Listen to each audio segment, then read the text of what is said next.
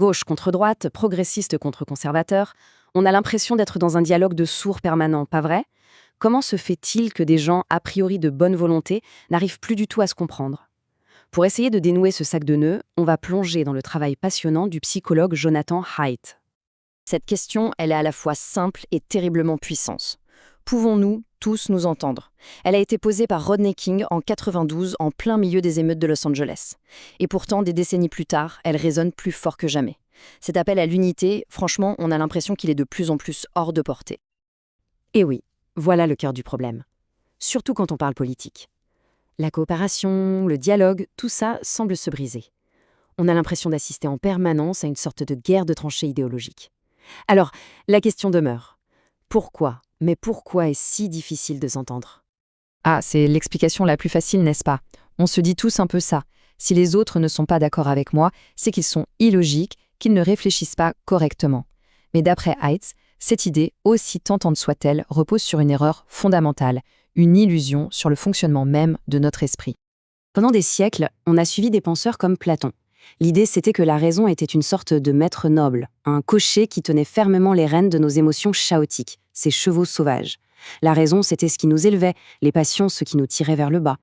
Et puis, un philosophe du nom de David Hume est arrivé et a tout mis par terre.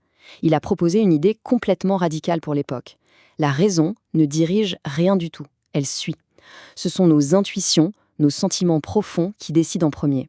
La raison, elle, n'est qu'une servante qui débarque après coup pour justifier la décision. Pour que ce soit plus clair, Haidt utilise une métaphore vraiment parlante. Notre esprit est comme un cavalier, juché sur le dos d'un immense éléphant. Le cavalier, c'est notre raisonnement conscient, contrôlé, celui qui pèse le pour et le contre.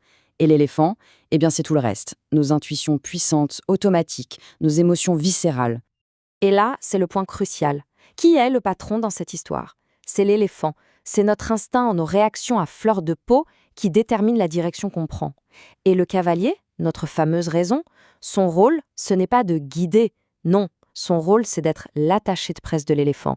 Il arrive une fois que la décision est déjà prise pour expliquer au monde entier pourquoi c'était la meilleure décision possible.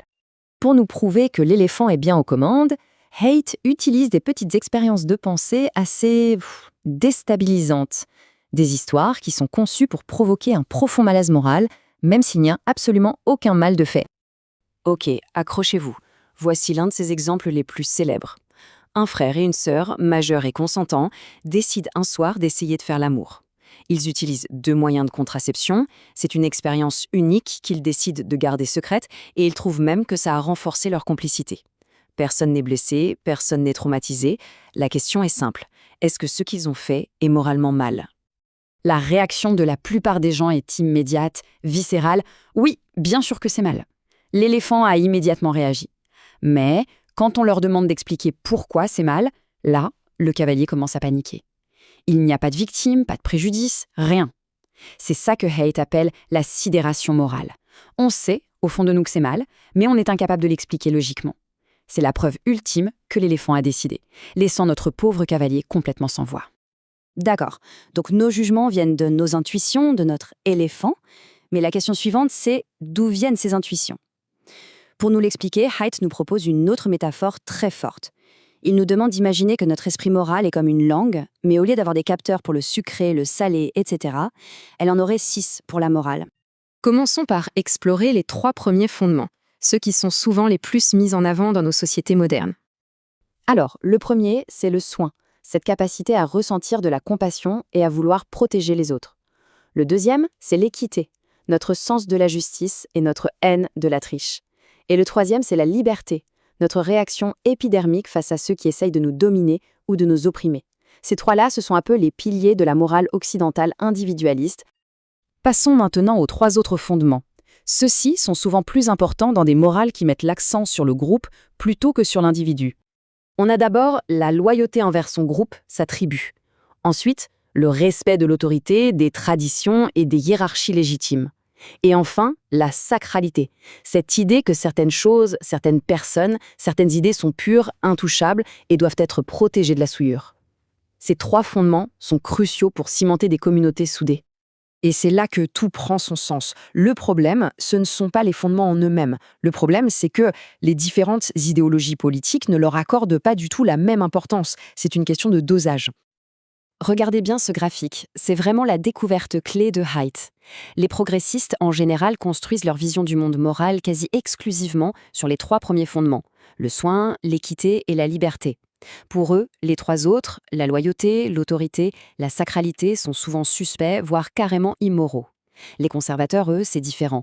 Ils s'appuient sur une palette morale bien plus large et accordent une importance à peu près équivalente aux 6 fondements. Et voilà, c'est le moment de la révélation. Le grand débat politique, ce n'est pas une bataille entre le bien et le mal, c'est en fait un choc entre 2 systèmes moraux qui sont tous les 2 cohérents de l'intérieur. C'est un peu comme si un chef cuisinier n'utilisait que le sucré et l'acide, tandis qu'un autre utilisait les 6 saveurs. Leur plat serait radicalement différent, mais pas forcément meilleur ou pire. Ces différentes combinaisons de saveurs créent ce que Haidt appelle des matrices morales. Une matrice, c'est une sorte de réalité partagée, une bulle qui nous lie à notre groupe et nous donne le sentiment d'avoir raison. Le problème, c'est que cette matrice nous aveugle.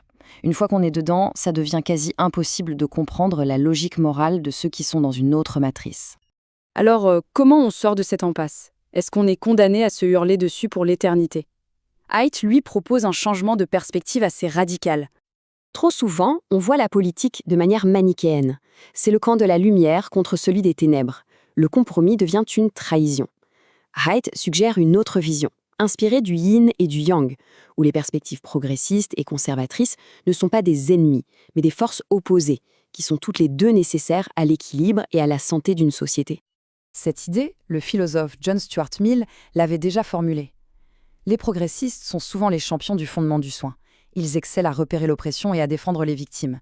Les conservateurs, eux, sont souvent très forts pour créer des institutions stables et des communautés unies, grâce au fondement de loyauté et d'autorité. En fait, les 2 apportent une pièce essentielle au puzzle. Attention, le but de tout ça, ce n'est pas de dire que tout le monde doit être d'accord et se faire des bisous. Absolument pas. Le but, c'est de nous donner des outils pour transformer nos conflits, pour passer d'un dialogue de sourds, plein de mépris, à une discussion même virulente, mais basée sur la compréhension qu'il y a d'autres logiques morales en jeu. Et on boucle la boucle, on revient à la question de rednecking. Ce que Haidt nous offre, c'est une sorte de pilule rouge, la possibilité de voir au-delà de notre propre matrice. Ça ne va pas résoudre tous nos problèmes comme par magie, mais ça peut nous rappeler qu'au final, on est tous coincés ensemble sur le même bateau. Et que si on arrive à voir l'autre, non pas comme un monstre, mais juste comme quelqu'un qui goûte des saveurs morales différentes, alors peut-être, oui peut-être qu'on pourra commencer à s'entendre.